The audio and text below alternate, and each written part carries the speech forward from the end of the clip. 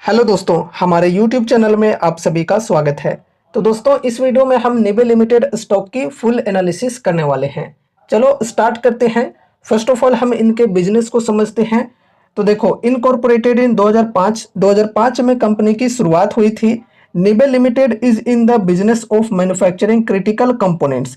Critical components की manufacturing करने का काम करती है कंपनी। किन के लिए? तो देखो, for defence, E vehicles and software development. थोड़ा विस्तार से हम इनके प्रोडक्ट्स एंड सर्विसेज को डिस्कस करेंगे। First of all, defence segment में इनके क्या क्या प्रोडक्ट्स एंड सर्विसेज हैं वो समझते हैं। तो देखो, NIBE defence manufactures structures, sub assemblies and assemblies of mobile weapon launchers for programmes such as BrahMos missile, MRSAM and Pinaka rocket launcher. तो दोस्तों, जो भी मोबाइल वेपन लॉन्चर्स हैं उनके अंदर ये जो कंपनी है ये structures and assemblies, sub assemblies इनकी मैन्युफैक्चरिंग करने का काम करती है। ठीक है। Also manufactures structural and engineering systems for naval applications. तो दोस्तों, नेवल एप्लीकेशंस के अंदर स्ट्रक्चरल एंड इंजीनियरिंग सिस्टम्स की मैन्युफैक्चरिंग करने का भी काम कंपनी करती है। चलो बढ़िया है। It's electronic division focuses on sensors and wiring, control systems, military softwares etc। तो दोस्तों, इलेक्ट्रॉनिक सेगमेंट में इन सभी प्रोडक्ट्स के अंदर ये कंपनी काम करती है। ठीक है, चलो बढ़िया है। अब देखो, यहाँ पर हम इनके डिफेंस सेगमेंट में प्रोडक्ट्स एंड सर्विसेज को इमेजेस के माध्यम से समझते हैं। तो देखो, यहाँ पर प्रोडक्ट्स एंड सर्विसेज के अंदर काफ़ी सारे इनके हैं products and services. BrahMos missile canister, फिर यहाँ पर देख सकते हो ब्रह्मोस मिसाइल कनिस्टर, फिर MRSAM कनिस्टर, उसके बाद यहाँ पर MRSAM जेट डिफ्लेक्टर एंड उसके बाद MRSAM cassettes, MRSAM under frame, ये सब चीज़ों के अंदर कंपनी काम करती है। फिर K9 वज्र टैंक एंड फिर यहाँ पर सर्वत्र ब्रिजिंग सिस्टम के अंदर काम करती है। देख सकते हो यहाँ पर सर्वत्र ब्रिजिंग सिस्टम। फिर पिनाका लॉन्चर सिस्टम, इसके अंदर कंपनी काम करती है। एंड फिर देख सकते हो रडर ब्लेड असेंबली, और फिर यहाँ पर डाइविंग सपोर्ट वेजल, इसके अंदर भी कंपनी काम करती है।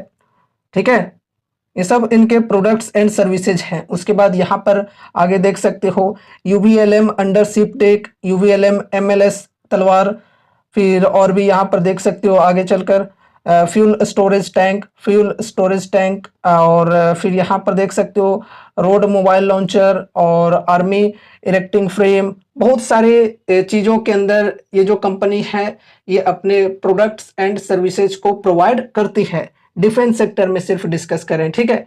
अब देखो, डिफेंस सेक्टर के अंदर इलेक्ट्रॉनिक्स की अगर हम बात करें तो देखो, electronics focus areas, sensors and wiring harness, control system, APU and DDUज।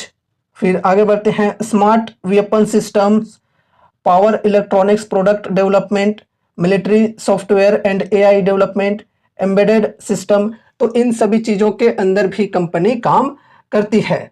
फिर यहाँ पर देखो, इनके प्रोडक्ट्स की बात करें इलेक्ट्रॉनिक सेगमेंट में तो ये कुछ प्रोडक्ट्स हैं like console panel PC, ruggedized panel PC, फिर यहाँ पर 16 port gigabyte ethernet switch. And आगे बढ़ते हैं तो देखो, यहाँ पर और भी कुछ ये इनके इलेक्ट्रॉनिक प्रोडक्ट्स हैं, जैसे joystick console, LVJB model 1, LVJB model 2, LVJB model 3, ये सब इनके प्रोडक्ट्स हैं। ठीक है। तो देखो, डिफेंस सेक्टर के अंदर अभी हमने इनके प्रोडक्ट्स एंड सर्विसेज को डिस्कस किया। आगे बढ़ते हैं, निबे ई मोटर को डिस्कस करते हैं। ठीक है, इसके अंदर भी कंपनी काम करती है। तो निबे ई मोटर सेगमेंट में देखो, company through it's subsidiary निबे E motor deals in E bicycle, e rickshaw, batteries and Motors, hybrid PCU, solar induction cooker, water treatment unit. तो इन सभी चीज़ों के अंदर कंपनी अपने सब्सिडरी के माध्यम से काम करती है। ठीक है, ये भी बेसिकली फ्यूचर सेक्टर ही है। E bicycle, e rickshaw, batteries and motors, ये सभी चीज़ों के अंदर कंपनी काम करती है। तो यहाँ पर देखो ई बाईसाइकिल की बात करें तो ये है इनके इलेक्ट्रिक बाईसाइकिल्स, ठीक है, देख सकते हो यहाँ पर। एंड उसके बाद ई रिक्शा, तो इसके अंदर भी देख सकते हो ये जो कंपनी है काफ़ी अलग अलग प्रकार के रिक्शा बनाती है इलेक्ट्रिक वाली। देख सकते हो L5 loader, L5 passenger, L3 loader, L3 passenger, उसके बाद यहाँ पर ई गार्बेज, ई लोडर, ई पैसेंजर, ये सब ये कंपनी बनाती है। एंड साथ ही साथ इनके अंदर देखो जो मेन पार्ट्स होते हैं लाइक बैटरीज एंड मोटर्स, ठीक है, सबसे मेन पार्ट तो यही होती है, तो वो भी ये कंपनी बनाती है। ई साइकिल के अंदर जो बैटरीज लगते हैं वो ये कंपनी मैन्युफैक्चर करती है। ई स्कूटर, ई रिक्शा, तो इनके अंदर भी जो बैटरीज लगते हैं वो ये कंपनी बनाती है, ठीक है। साथ ही साथ जो इलेक्ट्रिक साइकिल या फिर स्कूटर या फिर कहें कि रिक्शा, तो इनके अंदर जो भी मोटर्स लगते हैं वो भी ये कंपनी बनाती है। यहाँ पर देख सकते हो ई साइकिल के लिए मोटर्स कंपनी बनाती है, ये स्कूटर के लिए, फिर ई रिक्शा के लिए भी बनाती है, ठीक है। चलो बढ़िया है। एंड उसके बाद नेक्स्ट सेगमेंट है BVM research centre and foundation. तो दोस्तों कंपनी की रिसर्च सेंटर एंड फाउंडेशन भी है जिसके अंदर अलग अलग प्रोडक्ट्स की डेवलपमेंट के ऊपर काम की जाती है। देखो company has developed hybrid PCU, EV solution, control panels, rugged mobile handset, super capacitor, lithium ion battery, lithium graphite battery, lithium graphite, तो ये सारी चीज़ों की डेवलपमेंट की है कंपनी ने अपने रिसर्च सेंटर एंड फाउंडेशन के माध्यम से। चलो बढ़िया है। अब देखो इनके क्लाइंट्स की बात करें तो देखो in the defence segment it's clients include all three Indian defence forces like army, navy and air force. तो जो भी तीनों डिफेंस फोर्सेज हैं वो इनके क्लाइंट्स हैं। चलो काफ़ी अच्छी बात है। It also serves L&T defence, तो L&T डिफेंस को भी ये अपने प्रोडक्ट्स एंड सर्विसेज को सर्व करती है डिफेंस सेक्टर में। चलो बढ़िया है। उसके बाद रेवेन्यू ब्रेकअप को डिस्कस करते हैं, किस सेगमेंट से कैसी रेवेन्यू कंपनी की आती है। तो देखो मैन्युफैक्चर्ड गुड्स के माध्यम से 47%, मेजर रेवेन्यू इनकी इसी सेगमेंट से आती है। ट्रेडेड गुड्स से 25%, सेल ऑफ सर्विसेज से 28%। उसके बाद ज्योग्राफी वाइज बात करें तो डोमेस्टिक से इनकी 94% की रेवेन्यू आती है, एक्सपोर्ट से ओनली 6% की। तो चलो एक्सपोर्ट पर डिपेंडेंट कंपनी नहीं है, मेजर रेवेन्यू इनकी जो आती है वो डोमेस्टिकली वाइज ही आती है। चलो बढ़िया है, सेफ्टी है। तो दोस्तों अभी हमने कंपनी के बिजनेस को समझा, प्रोडक्ट्स एंड सर्विसेज को समझा। आई थिंक अब आप लोगों को ये सारी चीज़ें क्लियर हो चुकी होंगी। अब यहाँ पर हम कंपनी के फंडामेंटल रेशियोज को डिस्कस करते हैं। तो देखो first of all market cap की बात करें तो काफ़ी छोटी कंपनी है, मात्र 2456 करोड़ की मार्केट कैप है, काफ़ी छोटी कंपनी है। स्टॉक पी 85.8 की, इंडस्ट्री पी 71.1 की है। तो इंडस्ट्री पी से बहुत ही ज़्यादा हाई नहीं है, स्टॉक की पी थोड़ी सी हाई है, लेकिन पीजी रेशियो की बात करें तो ये बढ़िया है, 0.24 की है। चलो ठीक है। ROC 19.9%, ROE 18.8%, बढ़िया है। प्रोमोटर्स होल्डिंग 53.1%, प्लेज परसेंटेज 0, ये भी ठीक है। करेंट प्राइस 1870 की, 52 वीक हाई 2245 और लो है 485 की। बुक वैल्यू 117 रुपए की। डेप्ट है 69.1 करोड़ की और डेप्ट टू इक्विटी 0.45 की। तो डेप्ट टू इक्विटी रेशियो भी ज़्यादा नहीं है, बढ़िया है। डेप्ट काफ़ी ज़्यादा नहीं है कंपनी के अंदर, चलो ठीक है। और फिर फ्री कैश फ्लो की बात करें तो ये माइनस में, -80.8 करोड़। फिर डिविडेंड टेड 0.05%, फेस वैल्यू 10 रुपए की, EPS है 22.1 रुपए की। फंडामेंटल्स की ओवरऑल बात करें तो बढ़िया है। वैल्यूएशन भी यहाँ पर काफ़ी एक्सपेंसिव नहीं है और ना ही काफ़ी लो है, ठीक है। तो इसे हम फेयर मानकर चल सकते हैं, ठीक है। चलो आगे बढ़ते हैं। कंपनी के हम सेल्स एंड प्रॉफिट को डिस्कस करते हैं। पास्ट में कैसी परफॉर्मेंस रही है कंपनी की, ये समझते हैं। तो देखो यहाँ पर अगर हम सेल्स की बात करें तो पिछले कुछ सालों में बहुत ही बेहतरीन ग्रोथ हुई है सेल्स के अंदर, देख सकते हो यहाँ पर 21 करोड़, फिर सीधे 105 करोड़, फिर 279 करोड़ और फिर टीटीएम में 363 करोड़। बहुत ही बेहतरीन ग्रोथ हुई है, कंसिस्टेंसी के साथ ग्रोथ हुई है सेल्स के अंदर। एंड उसके बाद यहाँ पर हम ओपीएम के परसेंटेज की बात करें तो यहाँ पर भी परसेंटेज जो है वो बढ़ रहे हैं, ठीक है। 11% से 13% हो चुकी है इनकी ओपीएम की परसेंटेज। चलो ठीक है। फिर यहाँ पर हम नेट प्रॉफिट की बात करें तो नेट प्रॉफिट के अंदर भी कंसिस्टेंसी देखने को मिल रही है। यहाँ पर देख सकते हो -0 है, फिर यहाँ पर 5 करोड़, फिर 22 करोड़ और फिर 29 करोड़। चलो ठीक है। और उसी प्रकार से यहाँ पर ईपीएस की बात करें तो ईपीएस भी कंपनी की लगातार बढ़ रही है। चलो ठीक है। उसके बाद यहाँ पर हम compounded sales growth and profit growth की बात करें तो भाई साहब बहुत ही जबरदस्त है। यहाँ पर देख सकते हो percentage double and triple digits के साथ में है। पास्ट 10 ईयर्स में 40% की कंपाउंडेड सेल्स ग्रोथ रही है कंपनी की। फिर पास्ट 5 ईयर्स में 171% की, 3 ईयर्स में 381% की, टीटीएम में 201% की। बहुत बढ़िया। फिर यहाँ पर हम कंपाउंडेड प्रॉफिट ग्रोथ को डिस्कस करते हैं तो यहाँ पर और भी ज़बरदस्त है। पास्ट 10 ईयर्स में 79% की कंपाउंडेड प्रॉफिट ग्रोथ रही है।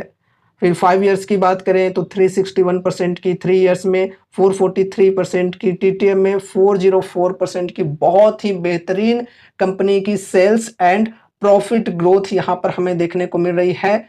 और देखो, अगर हम इस प्रकार की छोटी छोटी कंपनीज के अंदर रिस्क लेते हैं तो इसी प्रकार की सेल्स एंड प्रॉफिट ग्रोथ की परसेंटेज होने चाहिए कंपनी के अंदर, ठीक है। अगर इससे थोड़ा कम भी होता है तो चलेगा यार, मैं ये नहीं कह रहा हूं कि आपको दम इसी प्रकार से सेम टू सेम देखने को मिलना चाहिए।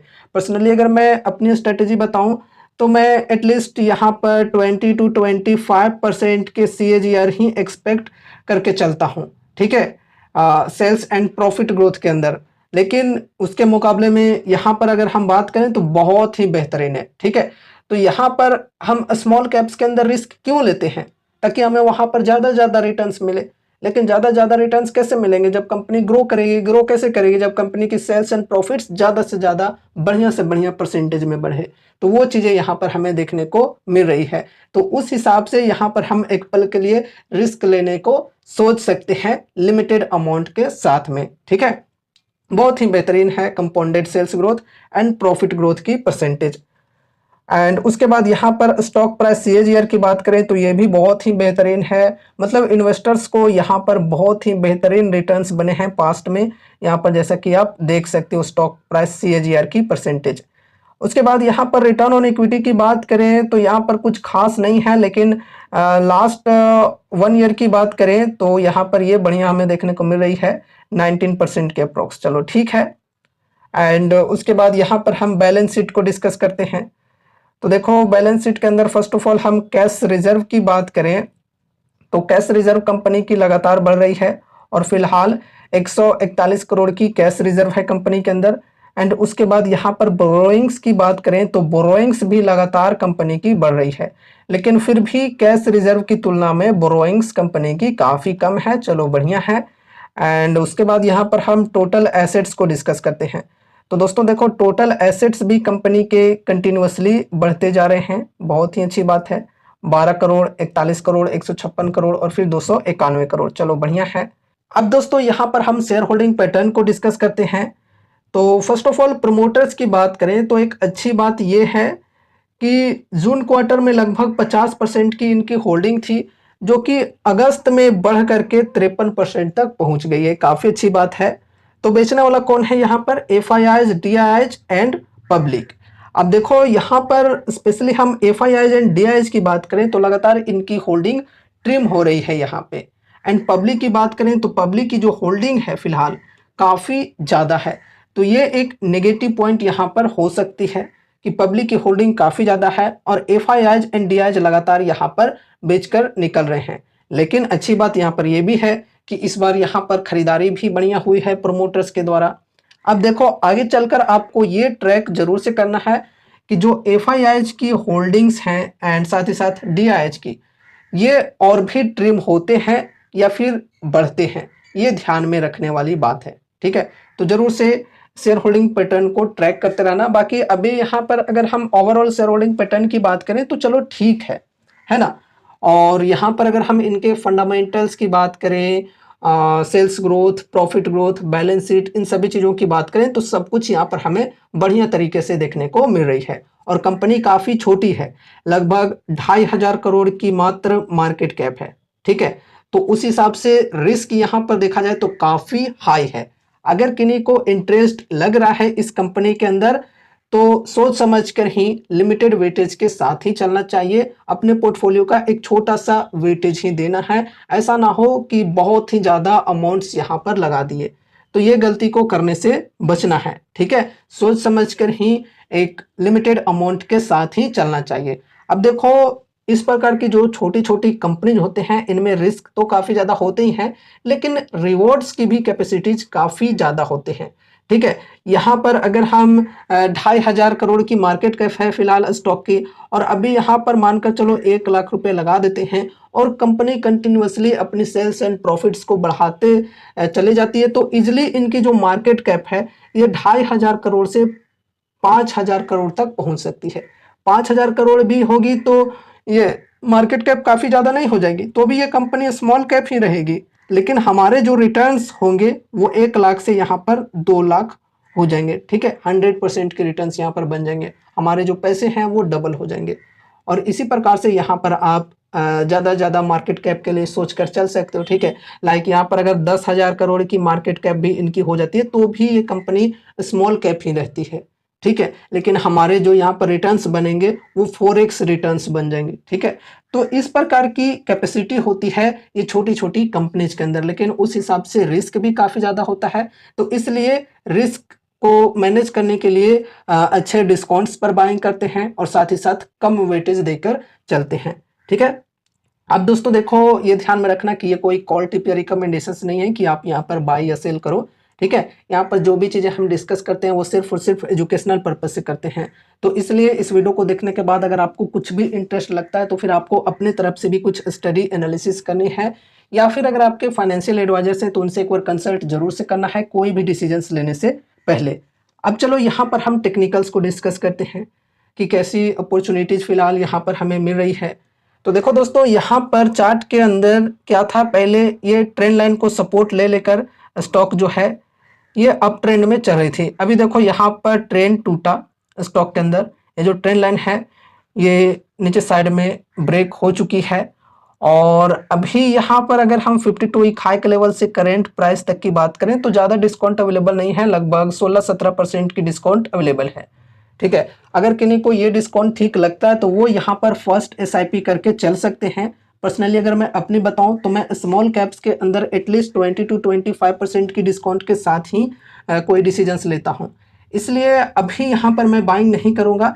लेकिन दोस्तों देखो, पिछले ट्रेडिंग डे में यहाँ पर सपोर्ट पर यह स्टॉक मिल रही थी, ये जो सपोर्ट है 1800 की, इस सपोर्ट तक स्टॉक आई थी। अगर हम इस सपोर्ट के लेवल तक बात करें 52 वीक हाई से तो यहाँ पर 19 से 20% की डिस्काउंट मिल जाती है। तो ये सपोर्ट की जो लेवल है ये बढ़िया है फर्स्ट एसआईपी करने के लिए। बल्क में बाइंग के लिए बिल्कुल भी नहीं, बल्क में बाइंग करने से बचना है, ऐसे में रिस्क काफ़ी ज़्यादा हो सकती है। तो इस सपोर्ट पर फर्स्ट एसआईपी करके चल सकते हैं।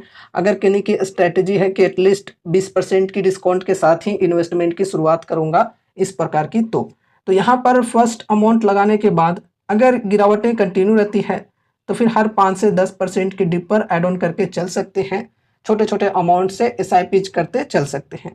लेकिन हाँ, ध्यान में ये रखना है कि एड ऑन करने के चक्कर में ऐसा ना हो कि अपने पोर्टफोलियो का एक बहुत ही बड़ा वेटेज सिर्फ इस एक स्टॉक के अंदर दे दिया, ऐसे में रिस्क काफ़ी ज़्यादा बढ़ सकती है। मैं आपको फिर से कह रहा हूँ, तो जो भी अमाउंट्स लगाओ सोच समझ कर एक लिमिटेड वेटेज के साथ ही चलना है। ठीक है, ऐसा ना हो कि अपने पोर्टफोलियो का 20%, 30% या फिर उससे भी ज़्यादा का वेटेज दे दिया सिर्फ इस एक स्टॉक के अंदर, तो ऐसे में रिस्क काफ़ी ज़्यादा हो सकती है। तो इसलिए सोच समझ कर ही चलना है। बाकी यहाँ पर देखो, अगर तेज़ी आती है स्टॉक के अंदर तो ये जो ट्रेंड लाइन है पहले सपोर्ट थी, अब रेजिस्टेंस के तौर पे वर्क करेगी। एंड अगर गिरावटें आती है तो नेक्स्ट सपोर्ट होगी हमारी ये 1600 की। ठीक है, तो दोस्तों ये रही हमारी आज की वीडियो निबे लिमिटेड स्टॉक के ऊपर। उम्मीद है कि इस वीडियो के माध्यम से आपको कुछ यूजफुल इन्फॉर्मेशंस मिले होंगे। तो वीडियो को लाइक करके चैनल को सब्सक्राइब कर देना और मिलते हैं अगले नए वीडियोज़ के साथ। तब तक के लिए बाय बाय।